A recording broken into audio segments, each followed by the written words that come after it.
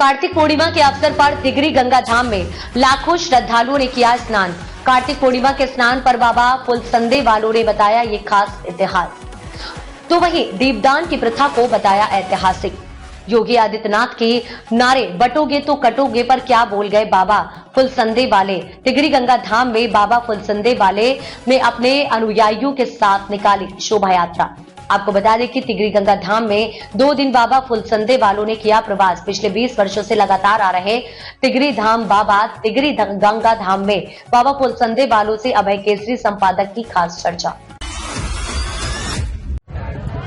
हम मौजूद हैं पतित पावनी मां गंगा के पावन तट तिगरी धाम में मौजूद हैं और यहाँ भी हम बाबा फुलसंदे वालों जी के जो है आश्रम यानी एक तरह से डेरा यहाँ पर है तिगरी धाम में। और हमारे साथ फुलसंदे वाले बाबा जी मौजूद हैं। हम उनसे बात करेंगे उनके बारे में, तिगरी के बारे में और कहीं ना कहीं हमारा जो सनातन धर्म है उसके बारे में भी हम चर्चा करेंगे गुरुजी से।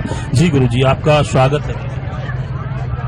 एक तो सच्चा, तेरा नाम सच्चा, हे पार ब्रह्म परमात्मा तो सच्चा है, तेरा नाम सच्चा है। देखिए, जो हमारे भारतवर्ष में कार्तिक पूर्णिमा को ये जगह जगह गंगा के किनारों पर मेला लगता है, उसका जो वास्तविक इतिहास है वो बहुत से लोगों को पता नहीं।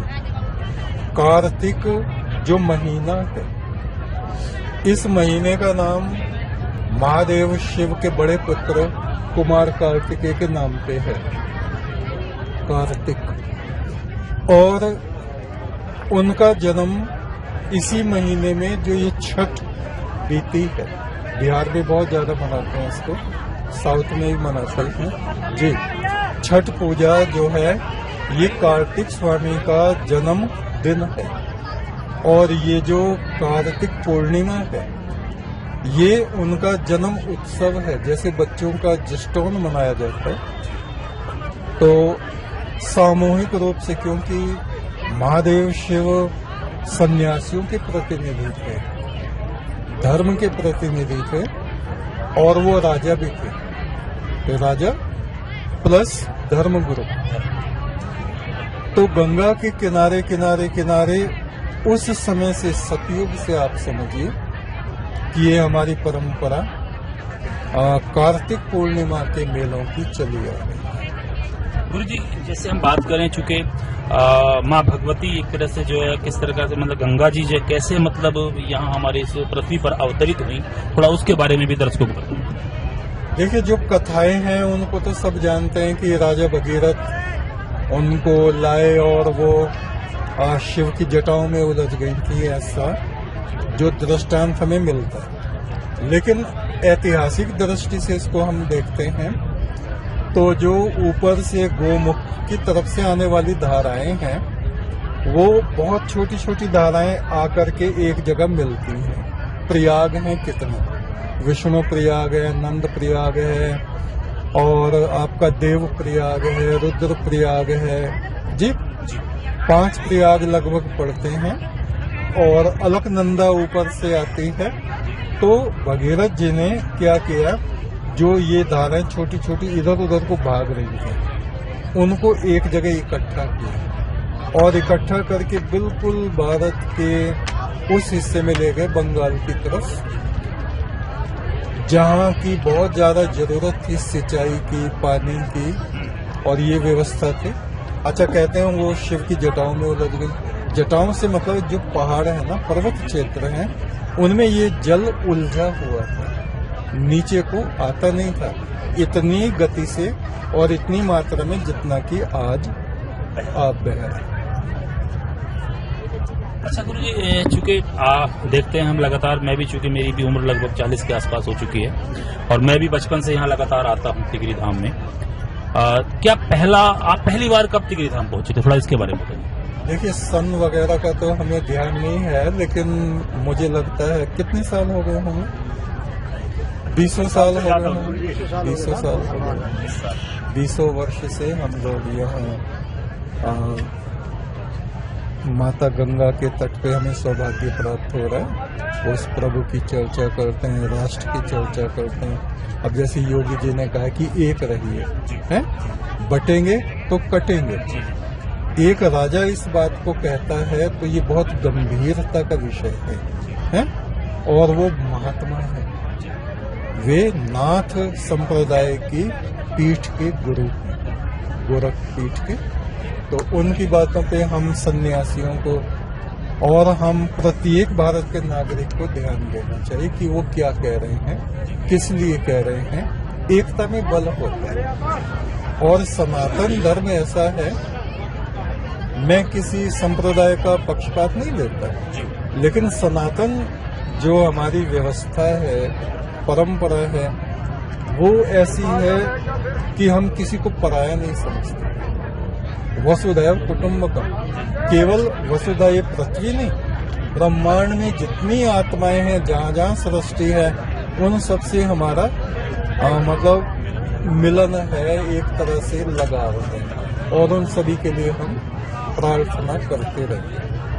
तो हमारे महापुरुष भी इसी बात को कहते हैं कि हम सत्य की तरफ चलें, करुणा और प्रेम की तरफ चलें, लड़ाई झगड़ों की तरफ ना चलें। हमारे शरीर में देवगण जागते हैं, अभी देव उठान हुआ है ना कल, तो देवता और असुर ये हमारे शरीर में ही निवास करते हैं। उज्ज्वल भावनाएं, दैविक भावनाएं, देव भावनाएं जो इस पृथ्वी को स्वर्ग बनाती हैं, आसुरी भावनाएं, पशु भावनाएं जो हमें आपस में ही नष्ट कर डालती हैं। तो इस पशु प्रवृत्ति को, आसुरी प्रवृत्ति को हम लोग नष्ट करें और देवत्व को प्राप्त करें। हमारे भारत में, हमारे लोगों में, सब हमारे ही हैं, पराया तो कोई है ही नहीं। सब में उच्चता का, प्रेम का, करुणा का जागरण है, ये संदेश। अच्छा गुरु जी, आपने, मैं जिक्र नहीं करना चाह रहा था, लेकिन चूंकि आपने जिक्र कर दिया, जो योगी जी ने एक नारा दिया कि बटेंगे तो कटेंगे, तो लगातार विपक्ष, चूंकि कई राज्यों में चुनाव भी हो रहे हैं और उत्तर प्रदेश में भी लगभग 9 विधानसभाओं में चुनाव हो रहा है, तो कहीं ना कहीं विपक्ष का लगातार ये कहना है कि ये जो नारा है वो राजनीतिक है और एक तरह से जो है मतलब गद्दी पर बैठे हुए व्यक्ति को, राजा को इस तरह का जो है नारा नहीं देना चाहिए। इस पर क्या कहना? राजा से पहले वो धर्मगुरु, एक धर्मगुरु को प्रत्येक व्यक्ति, बल्कि व्यक्ति नहीं, मैं कहूँगा आत्मा की चिंता होती है, कोई भी जीवात्मा कष्ट में ना पड़े। इस चीज को दृष्टि में रखते हुए उन्होंने ये कहा है। इसमें राजनीतिक जैसा कुछ नहीं है, और विपक्ष वालों को तो एक उनको आदत पड़ गई है कि कोई भी अच्छी बात कही जाएगी तो उसका खंडन करना ही करना जी। तो योगी जी तो एक महापुरुष हैं और मोदी जी भी हमारे महापुरुष हैं। वो सारे संसार के लिए कल्याण की कामना करते हैं। गुरु जी, आपने जिक्र किया कि 20 वर्षों से आप लगातार तिगरी धाम में पहुंच रहे हैं, आ रहे हैं। यदि हम बात करें पिछले 20 वर्षों की, यानी 2 दशकों की यदि बात करें, तो इस बार जो गंगा मेला आपने चूंकि भ्रमण भी किया है तिगरी, आप घाटों पर, एक रास्तों पर पूरा आपने एक शोभा यात्रा आपने निकाली है, तो कैसा देखा, बदलाव क्या देखा आपने पिछले 20 वर्षों का? इस बार बहुत अच्छा इंतजाम है, जो मैनेजमेंट है वो बहुत अच्छा है और बड़ी सफाई है, रास्ते चौड़े हो गए हैं, लोगों में उत्साह भी है, और जो हंगामा जैसा रहता था वैसा नहीं है, बहुत अच्छा है। प्रशासन को इसके लिए धन्यवाद देना। अच्छा गुरु जी, एक चीज क्या होती है कि जब लोग तिगरी में यहाँ आते हैं तो व्यसन बहुत ज्यादा करते हैं, एक तरह से शराब का नशा। थोड़ा सा इसके बारे में हमारी युवा पीढ़ी के लिए भी कोई संदेश आप श्रद्धालुओं को और युवाओं को खासकर देना चाहिए? बिल्कुल बिल्कुल। देखिए, मेरे शरीर में देवता सोते रहे, पशु शोर मचाते रहे हैं। पाश्विक भावनाएं हमेशा नष्ट करती हैं, और खास तौर से हम अपने नवयुवकों को बताना चाहते हैं, ये शरीर, ये जीवन हमारा कल्प वृक्ष की तरह है, जिसपे अमर फल लगते हैं और परमात्मा हमें उपहार में देता है। लेकिन एक नशे में पड़ा हुआ व्यक्ति, व्यसनों में पड़ा हुआ व्यक्ति जो है, उन फलों को फेंक देता है और उन फलों को कुत्ते और कौवे खा जाते हैं। अमर फल जैसी बेशकीमती वस्तुएं हम अपने जीवन में प्राप्त कर सकते हैं। हमारे युवक वे नशे से मुक्त हो जाएं, अपने राष्ट्र के लिए कार्य करें, पूरी मानवता के लिए कार्य करें, तो उनमें एक ऊर्जा, एक राष्ट्रवाद बढ़ेगा और हम समझते हैं उनमें देवत्व, जो भारत की विरासत है हम लोगों की, देवता बने। देवो भूत्वा देवम यजेत हैं, हम सभी देवपुत्र हैं, देवताओं के पुत्र हैं, ईश्वर के पुत्र हैं। तो वैसे हम बन जाएंगे अगर हमारे नवयुवक बुराइयों को, व्यसनों को, शराब को दिया। जो अंतिम प्रश्न है मेरा, कार्तिक पूर्णिमा का जो मुख्य स्नान है वो यानी कि 15 नवंबर को है, परसों है। उससे एक दिन पहले दीपदान की भी प्रथा यहाँ पर होती है, थोड़ा उसके बारे में बताएं। दीपदान हम हर बार करते हैं और वो देखिए, जो हमारे देश में जो शहीद हुए हैं उनके लिए हम वो कराते हैं, उनकी आत्माओं की शांति के लिए। और ऐसे लोग कि जिनके लिए कोई प्रार्थना करने वाला नहीं है, जो लावारिस मर गए या जिनको किसी ने नहीं पूछा, उन सभी आत्माओं की शांति के लिए हम लोग दीपदान कराते हैं, हर बार कराते हैं और इस बार भी कराएंगे। आप बाबा फुलसंदे वाले जी थे, आपने बताया राष्ट्र का जिक्र किया, आपने जो है योगी जी का जिक्र किया, आपने जो है महापुरुषों का जिक्र किया, तिगरी का जिक्र किया और खासकर युवाओं को उन्होंने संदेश दिया कि जो व्यसन है उसको त्यागना चाहिए, क्योंकि यदि इसका त्याग करेंगे कहीं ना कहीं हमारे जो युवा हैं वो स्वस्थ होंगे, आगे बढ़ेंगे। और जब युवा स्वस्थ होंगे तो कहीं ना कहीं हमारा राष्ट्र स्वस्थ होगा, देश स्वस्थ होगा। यही उनका संदेश है। कैमरामैन नितिन और रमेश के साथ तिगरी धाम, अमरोहा।